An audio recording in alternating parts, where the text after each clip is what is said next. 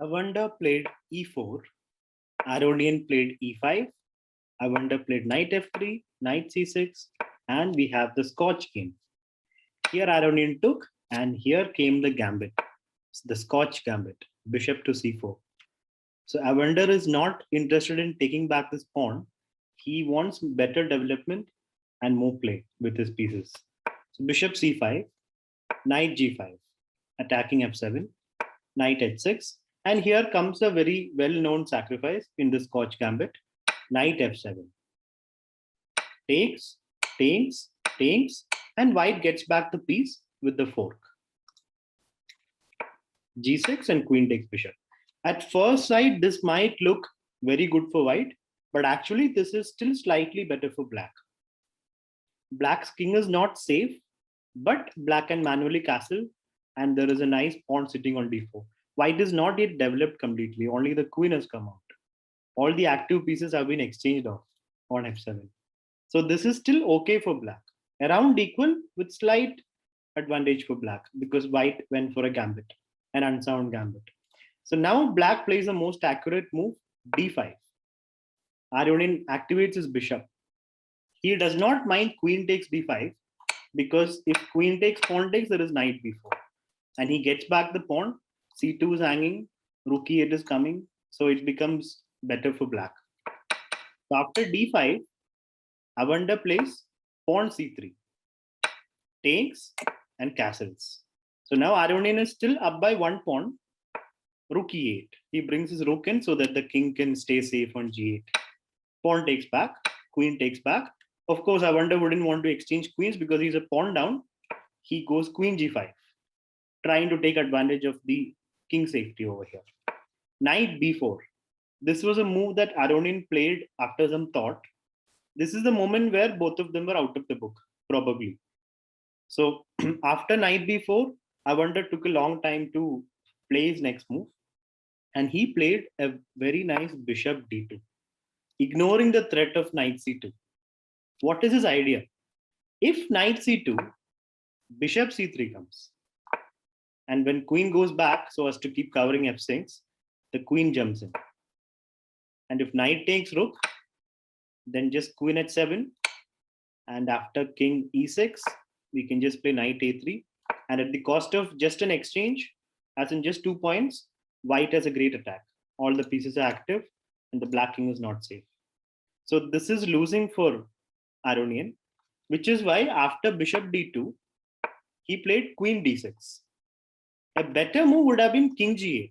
So king g8 defends h7 and the pieces can come around to the defense of the king if the king just steps out of the way. Instead, he plays queen d6 and now knight comes out.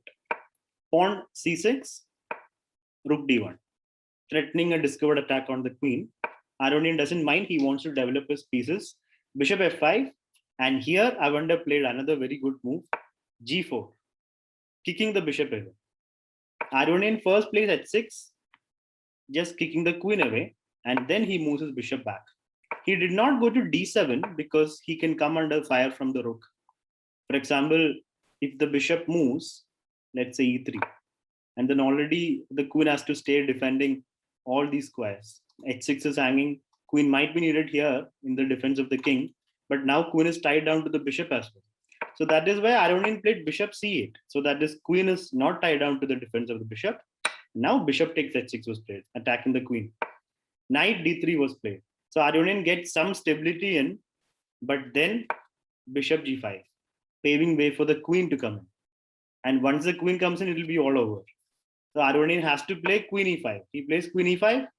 Then comes another brilliant move, f3, bringing the rook into the game. You can imagine the suffering that Aronian is going through right now. It's an old gambit that he's facing, considered unsound by many top GMs, and he's still in big trouble. It's complete attack on his king from 3 pieces. And this knight and rook are also ready to jump in. Here, Aronian played rook h8. Awonder played pawn takes pawn check, a discovered check. The king moved. Now the queen is attacked. So Awonder played bishop h6, blocking the threat to the queen. Queen d4 check, king h1. Just a temporary check. Bishop e6. So just when It looks like Aronian has developed everything. All the pieces are about to come in to e8, for example, or bishop f7 and then rook e8. Queen g5 comes, attacking g6. And there is no way for the black queen to defend g6 square. Only the bishop can defend it. Now, is everything safe? The rook is not active, but it's still looking at h2. King is kind of safe. g6 is defended. The knight is little loose. Queen is also somewhat in the defense. So is everything safe for Aronian? Awonder says no. He bangs rook takes bishop onto the board, sacrificing an exchange. Because now, if king takes the rook, then this rook jumps in. And the king cannot survive this. Okay, knight f2, there is just king g2. And rook f2 is anyway coming. And if king, let's say e8, then queen takes g6, check. If king d8, just bishop g7. And it wins a full rook. The attack still continues. Actually, bishop f6 is also coming. So there is no hope for black in that line. So that is why after bishop f7, rook takes, Aronian tried his best to deal with the attack. He plays rook takes bishop. And here Awonder does not even take the rook, which is also winning. This would also win because a rook jumps into the attack. He plays rook takes knight, deflecting the queen out of this diagonal. The queen has no good squares on this diagonal except for h8. But of course, you want to take the rook, right? So queen takes rook. Otherwise, you lose in full knight. So queen takes rook, and now queen f6. A beautiful move, threatening checkmate on g7. Rook h7 would lead to queen g6 and then mate. So the only way for Aronian to do anything here is to sacrifice the rook, try for perpetual checks. But the checks end. Aronian tries a few checks. Awonder moves the king, check, king moves. And here Aronian realized he cannot give just checks. He has to go back, defending g7. And here the young kid played g5 and Aronian resigned. Because now the queen cannot go to any square that defends g7. Okay, the checks will not help because the king will get out of it. The queen check, the queen g2, king moves, queen h3, king moves, queen h2, and the king escapes out of the checks. So the checks will not work. And if the checks do not work, then after g5, there is only queen h8, but then there is queen g6, and that's also mate. So beautiful attacking game by the young Awonder Liang.